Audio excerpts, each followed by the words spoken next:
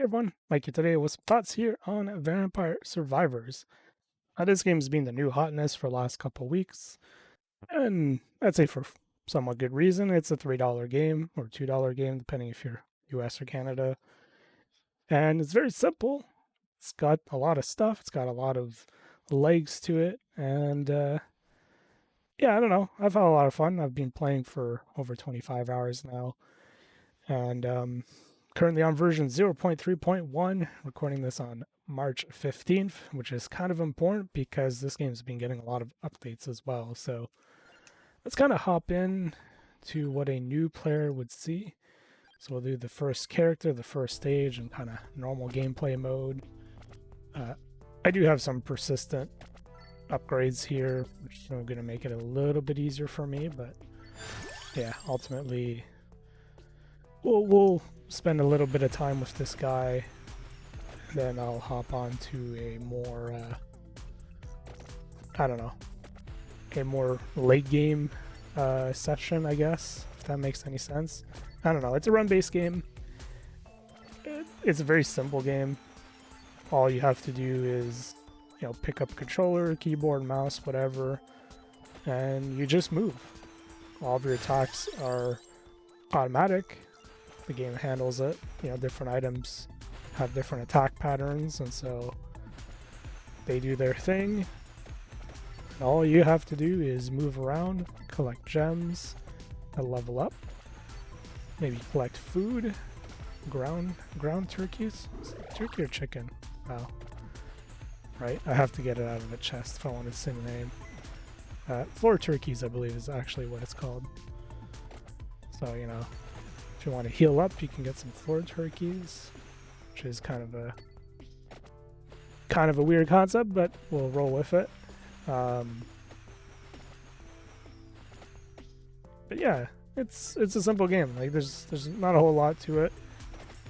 So there is a maximum of 6 weapons you can carry, and a maximum of 6 items. As you can see, I'm normally getting a choice of 3, sometimes 4.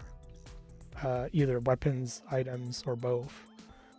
So in this case, this clover is an item, the other 2 are different weapons.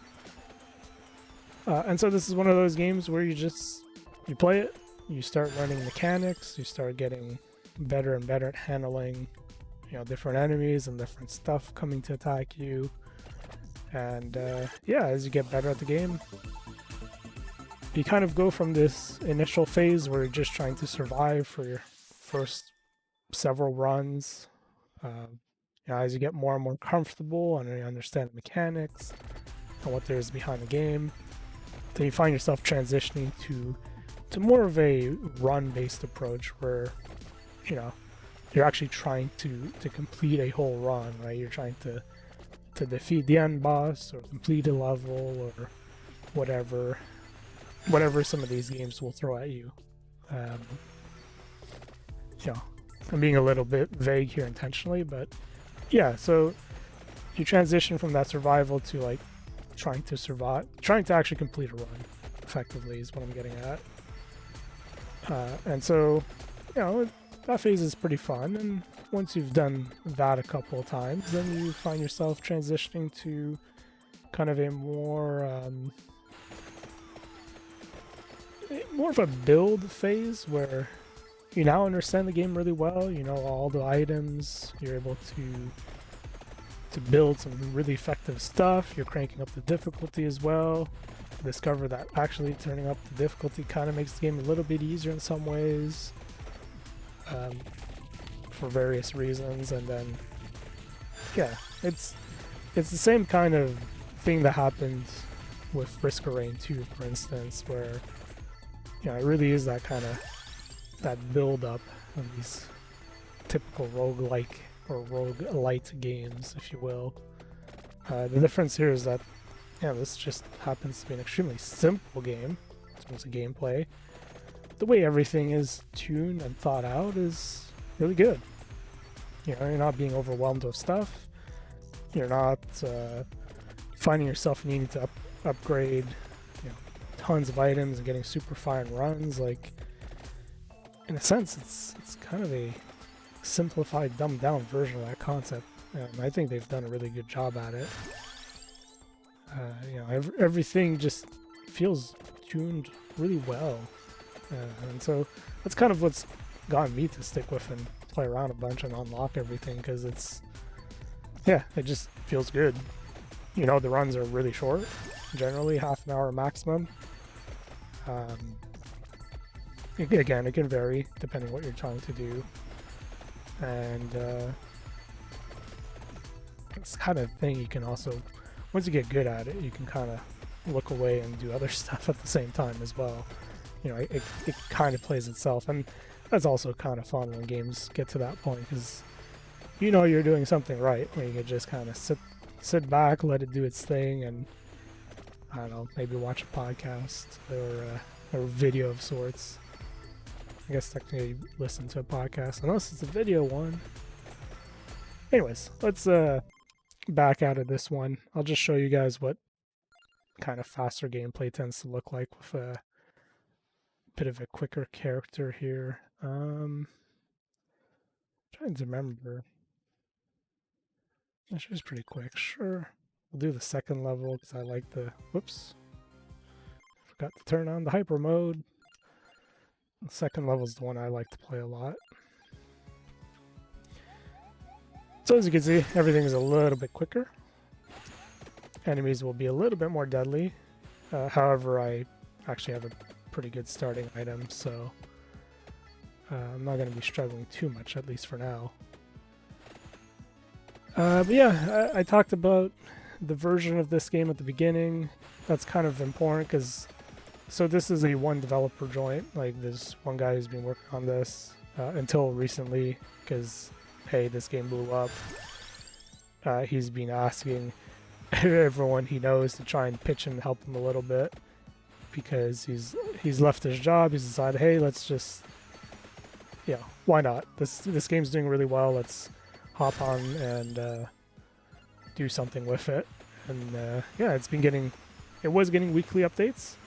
The update this week was kind of a, hey, this might be the last update for, you know, the weekly updates. We're just going to push them back to every second week to bring in more content per update and polish it a little bit more.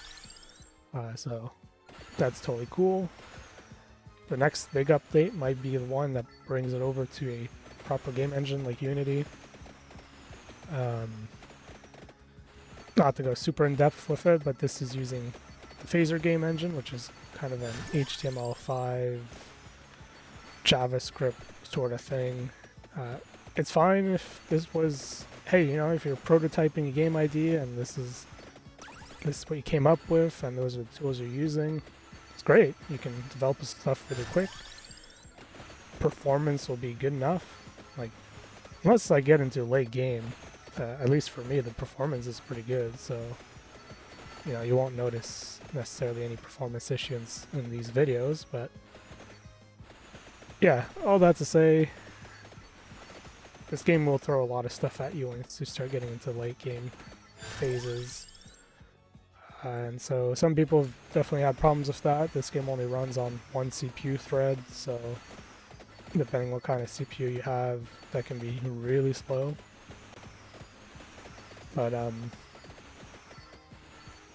you know, whatever. It's a freaking $3 game. Even if they didn't change engines, I wouldn't be too upset by it. But at the same time, hearing that some people having an especially rough time, yeah, I hope moving over to a more proper game engine will solve those problems for those people, because I think everyone should be able to to give this a go and appreciate it.